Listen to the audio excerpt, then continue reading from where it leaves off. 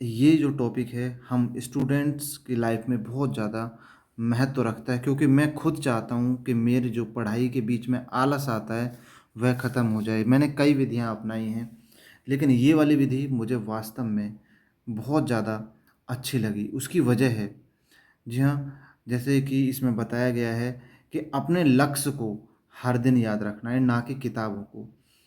यहाँ पर कवि कहना चाह रहा है कि आलस हमें तब आता है जब हम मेहनत कर रहे होते हैं। अगर हम अपनी मंजिल पर ध्यान देंगे और मेहनत पर कम ध्यान देंगे तो अपने आप ही आलस कम होने लगेगा।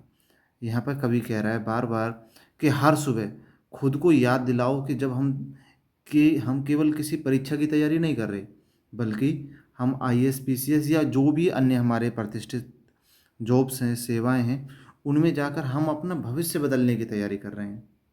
यहाँ पर एक बड़ी बात कही, जब हमारा लक्ष्य स्पष्ट होगा तो आलस है जो वह धीरे धीरे खत्म होने लगता है।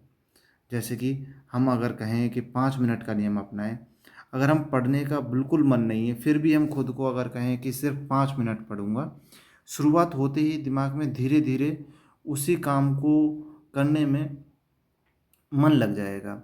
अक्सर जो समस्या है वह पढ़ाई नहीं है, बल्कि उसे शुरुआत करना है। हाँ, शुरुआत करना वाकई मुश्किल हो जाता है कंटिन्यूटी के साथ। आसान काम नहीं है, जबकि सबसे जो कठिन काम है वहाँ से शुरू करें। कभी यहाँ पे कह रहा है कि कठिन काम से शुरुआत करें, उसकी वजह भी बता रहा है साथ में। सुबह जब दिमाग सबसे अधिक सक्रिय होता है, इसलिए जो सुबह का समय है वहाँ पर आप सबसे कठिन विषय उठाएं, जो भी आपको लगता हो, पॉलिटी, इकोनॉमी या फिर कोई भी ऑप्शनल, पहले उसे पढ़ें। जब कठिन काम पूरा हो जाता है तो पूरे दिन एक आत्मविश्वास बना रहता है, जो कि बाकी विषयों को पूरा करने में बहुत ज़्यादा मदद करता है। उससे हमारा जो आत्मविश्वास है वह अन्य विषयों को आसानी से पूरा कर देता है। मोबाइल है जो, वर्तमान में मोबाइल तो रहेगा ही हमारे पास, तो मोबाइल को हमें अपना दुश्मन नहीं बनाना है, बल्कि इसे एक सेल्फ कंट्रोल साधन बनाना है, यानी कि नियंत्रित साधक बनाना है।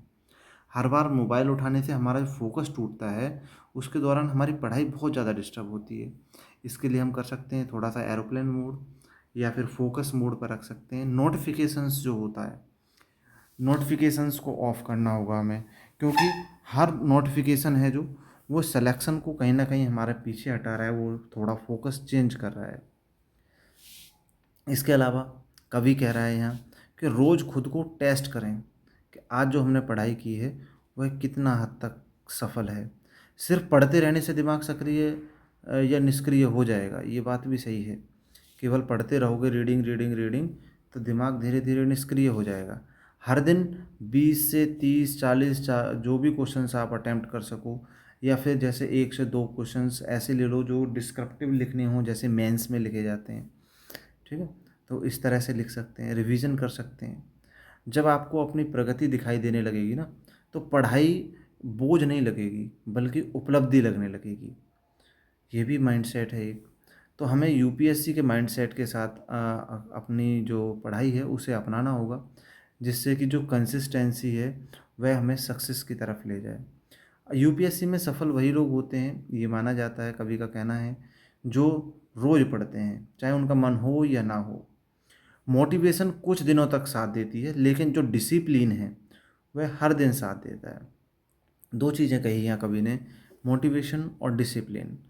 तो मोटिवेशन किसी चीज़ को शुरुआत करने के लिए बहुत अच्छी चीज़ है, लेकिन उसे बनाए रखने के लिए डिसिप्लिन।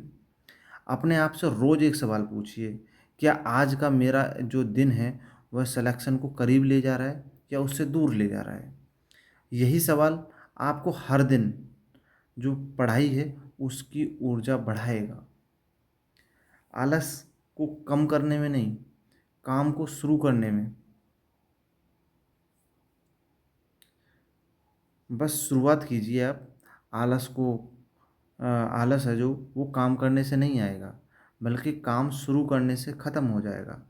तो मैं भी खुद ट्राई करूँगा, आप भी खुद ट्राई करो, कमेंट में मुझे ज़रूर बताना याद करके जब आपको ये हेल्पफुल ट्रिक आपकी लाइफ में अगर चेंजेस लाती है तो। बाकी की जो गति है, जो मोमेंटम है, वह खुद बन जाएगा।